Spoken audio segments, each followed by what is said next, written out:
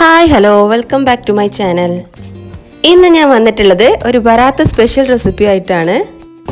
അരിയരപ്പത്തിൻ്റെ റെസിപ്പിയാണ് ഞാൻ ഇന്ന് നിങ്ങളുമായി ഷെയർ ചെയ്യാൻ പോകുന്നത്. അപ്പോൾ അതെങ്ങനെ ഉണ്ടാക്കാമെന്നോ അതിന് വേണ്ട ഇൻഗ്രീഡിയൻസ് എന്തൊക്കെയാണെന്ന് നോക്കിയാലോ. ഞാനിവിടെ 250 ml കപ്പിൽ 4 കപ്പ് പച്ചരി തലേ ദിവസം വെള്ളത്തിൽ നന്നായി സോക്ക് ചെയ്ത് വെച്ചിട്ട് പിറ്റേ ദിവസം വെള്ളമൊക്കെ വാർത്ത് വെച്ചിട്ടുണ്ട്. ഇനി നമുക്കിതൊക്കെ ഒന്ന് പൊടിച്ചെടുക്കണം. അപ്പോൾ ഒരു മിക്സിയുടെ ജാറിലിട്ട് ഞാനിത് നന്നായി പൊടിച്ചെടുത്തിട്ടുണ്ട്.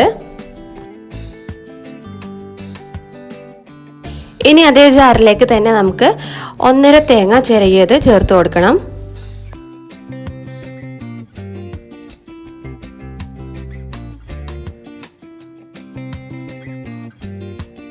പിന്നെ ഇതിലേക്ക് ഞാൻ ചേർത്ത് കൊടുക്കുന്നത് ചെറിയുള്ളിയാണ്.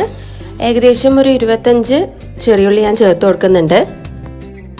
പിന്നെ ഒരു 3 ടീസ്പൂൺ അളവിൽ നല്ല ജീരകം ചേർത്ത് കൊടുക്കുന്നുണ്ട്. ഇനി ഇതൊക്കെ ഒന്ന് നമുക്ക് അരച്ചെടുക്കണം. നന്നായി പേസ്റ്റ് പോലെ അരയ്ക്കേണ്ട, മിക്സിയിലിട്ടൊന്ന് ഒതുക്കിയെടുത്താൽ മതി. ഇനി ഇവിടെ ഞാൻ 8 അച്ച് ശർക്കര ഉരുക്കി വെച്ചിട്ടുണ്ട്. അതിലേക്ക് കുറച്ച് ഉപ്പ് ആഡ് ചെയ്ത് നമുക്കിനി ഫ്ലെയിം ഓൺ ചെയ്ത് കൊടുക്കണം.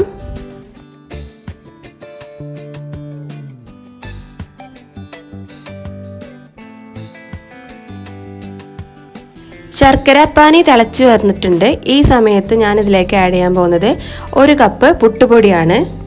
നമ്മൾ പുഴുങ്ങല്ലരി, ചാക്കരി എന്നൊക്കെ പറയുന്ന അരി ഉണ്ടല്ലോ, ആ അരിയുടെ പൊടിയാണ് കേട്ടോ ഞാനിവിടെ പുട്ടുപൊടിയായിട്ട് എടുത്തിട്ടുള്ളത്. അപ്പോൾ അതൊന്ന് നന്നായിട്ട് ഈ തിളച്ച ശർക്കര പാനിയിലിട്ടൊന്ന് മിക്സ് ചെയ്തെടുക്കണം.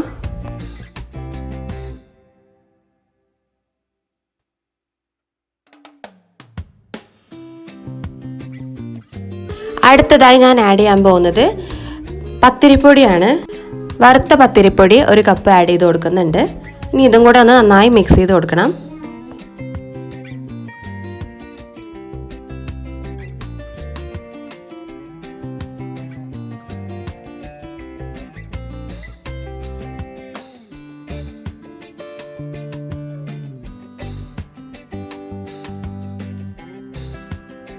അതെല്ലാം നന്നായി മിക്സ് ആയതിന് ശേഷം നമ്മൾ മിക്സിയിൽ പൊടിച്ച് വെച്ച പച്ചരിപ്പൊടി ഉണ്ടല്ലോ, ആ പൊടിയും കൂടെ ഈ സമയത്ത് ആഡ് ചെയ്തിട്ട് മിക്സ് ചെയ്ത് കൊടുക്കാം.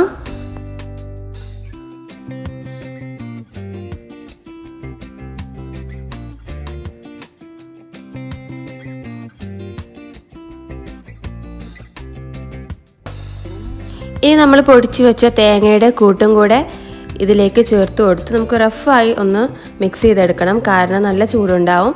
പിന്നെ ചൂടാറിയതിന് ശേഷം നമുക്ക് നന്നായി കൈകൊണ്ട് തന്നെ ഇതൊന്ന് മിക്സ് ചെയ്തെടുക്കേണ്ടതുണ്ട്. ഇപ്പോൾ ഇതൊന്ന് റഫായി ഞാൻ മിക്സ് ചെയ്ത് കൊടുത്തിട്ടുണ്ട്. ഇനി ഇത് കുറച്ച് നേരം അടച്ചു വെക്കാം. ഇനി ചൂടൊക്കെ പോയതിന് ശേഷം ഞാൻ വേറൊരു പാത്രത്തിലേക്ക് മാറ്റി നന്നായി കുഴച്ചെടുക്കുന്നുണ്ട്. അടുത്തതായി ഞാൻ ചേർക്കുന്നത് കുറച്ച് ഏലക്ക പൊടിച്ചതും കുറച്ച് ചുക്ക് പൊടിച്ചതുമാണ്. അതും കൂടെ ഇതിലേക്ക് ചേർത്ത് മാവ് നമുക്ക് നന്നായി ഒന്നും കൂടെ കുഴച്ചെടുക്കണം.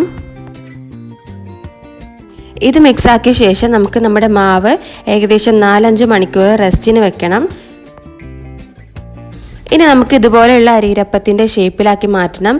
കുറച്ച് മാവ് കയ്യിലെടുത്ത് ഉരുളകളാക്കി കയ്യിൽ വെച്ചൊന്ന് പ്രസ് ചെയ്ത് ഒരു ചെറിയ ഹോളിട്ട് കൊടുത്താൽ മതി. സിമ്പിളാണ്.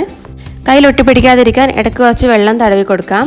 ഇനി നമുക്ക് ഓരോ അപ്പങ്ങളായി പൊരിച്ചെടുക്കണം. അപ്പോൾ ഞാനൊരു പാൻ വെച്ച് അതിലേക്ക് ആവശ്യത്തിനായിട്ടുള്ള വെളിച്ചെണ്ണ ഒഴിച്ചു കൊടുത്തിട്ടുണ്ട്. ഇനി എണ്ണ നന്നായി ചൂടായി വരുമ്പോൾ നമ്മൾ തയ്യാറാക്കിയിട്ടുള്ള അപ്പങ്ങൾ ഓരോന്നോരോന്നായിട്ട് ഇതിലേക്ക് ഇട്ട് കൊടുക്കണം.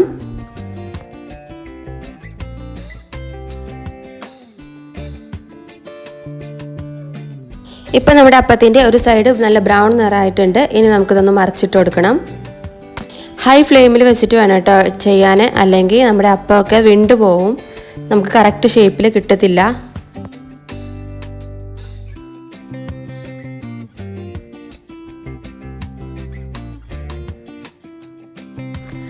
അപ്പോൾ നമ്മുടെ അപ്പങ്ങളൊക്കെ ഏകദേശം തയ്യാറായിട്ടുണ്ട്. ഇനി ഞാനൊരു സ്ട്രെയിനറിലേക്ക് ഇതൊക്കെ കോരി മാറ്റുന്നുണ്ട്.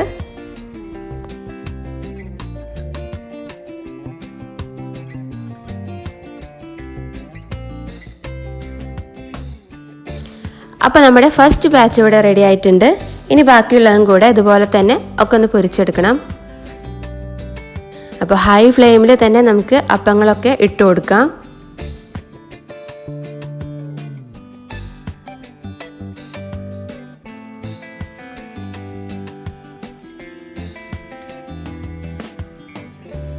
പെട്ടെന്ന് തന്നെ ഇത് കുക്കായി കിട്ടും. നമ്മൾ ഓൾറെഡി ശർക്കരപ്പാനിയിൽ ഇതൊക്കെ പൊടികളൊക്കെ നന്നായിട്ട് കുക്ക് ചെയ്തെടുത്തതാണ്. അതുകൊണ്ട് അധികം കുക്കിംഗ് ടൈമൊന്നും വരില്ല.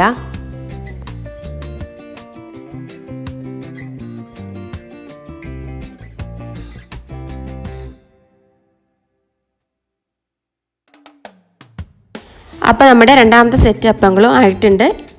ഇത് നമുക്കൊന്ന് കോരി മാറ്റാം. ഇങ്ങനെ മുഴുവൻ അപ്പവും നമുക്ക് പൊരിച്ചെടുക്കാം.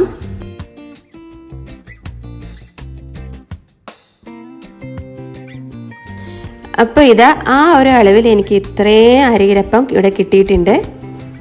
കണ്ടില്ലേ, നമ്മുടെ ബറാത്ത് സ്പെഷ്യൽ അരിയിരപ്പം ഇവിടെ തയ്യാറായിട്ടുണ്ട്. ഇത് നമ്മുടെ ഒത്തൻറ്റിക് അരിയിരപ്പം പോലെ അത്ര ഹാർഡല്ല കേട്ടോ, കുറച്ച് സോഫ്റ്റ് ആയിട്ടുള്ള അപ്പമാണ്. അതുകൊണ്ട് കഴിക്കാനും നല്ല ടേസ്റ്റാണ്. അപ്പോൾ എല്ലാവരും ഇതൊന്ന് ട്രൈ ചെയ്ത് നോക്കണം. എന്നിട്ട് നിങ്ങളുടെ ഫീഡ്ബാക്സൊക്കെ കമൻറ്റിൽ അറിയിക്കണം. അപ്പോൾ ഇന്നത്തെ വീഡിയോ ഇഷ്ടപ്പെട്ടാൽ ലൈക്ക് ചെയ്യാനും നിങ്ങളുടെ ഫ്രണ്ട്സിന് ഇത് ഷെയർ ചെയ്ത് കൊടുക്കാനും മറക്കരുത്. പിന്നെ എൻ്റെ ചാനൽ സബ്സ്ക്രൈബ് ചെയ്യാത്തവരാണെങ്കിൽ സബ്സ്ക്രൈബ് ചെയ്യാനും തൊട്ടടുത്തുള്ള ബെല്ലൈക്കണിൽ ഓൾ കൊടുക്കാനും മറക്കരുത്. അപ്പോൾ ഇതുപോലെയുള്ള വെറൈറ്റി റെസിപ്പിയുമായിട്ട് ഇനിയും കാണാം. അതുവരെ സ്റ്റേ ട്യൂൺ. ബൈ.